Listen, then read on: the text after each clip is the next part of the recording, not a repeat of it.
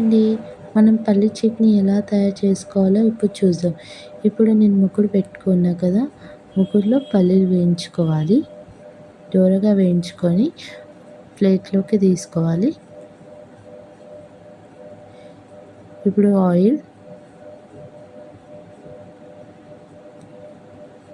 6 మిర్చీలు,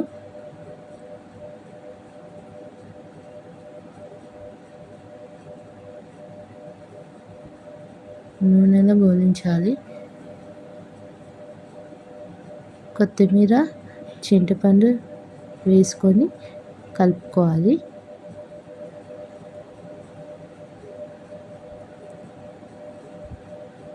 జీలకర్ర,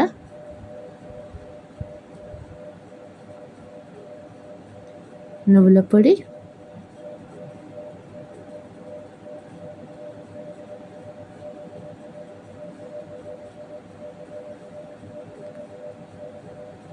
వెల్లుల్లి వేసుకొని ఒకసారి కలుపుకోవాలి. సాల్ట్,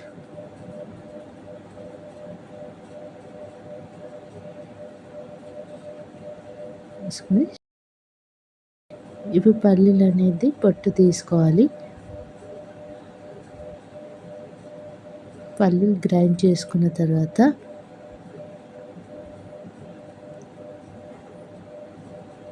ఇప్పుడు వేయించుకున్న మిర్చి అవి ఉన్నాయి కదా, అవి యాడ్ చేసుకోవాలి.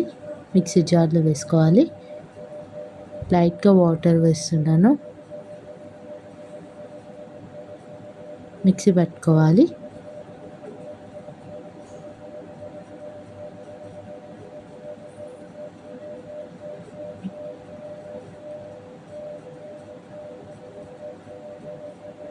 చూడండి, కొన్ని వాటర్ పోసుకుంటూ కలుపుకోవాలి చట్నీ.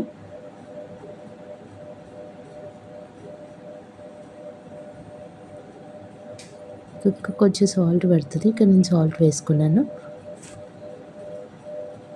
మళ్ళీ ముగ్గురు పెట్టి ఆయిల్ వేసుకొని జీలకర్ర, కరివేపాకు, గోలాక ఎండుమిర్చి వేసుకోవాలి. పసుపు,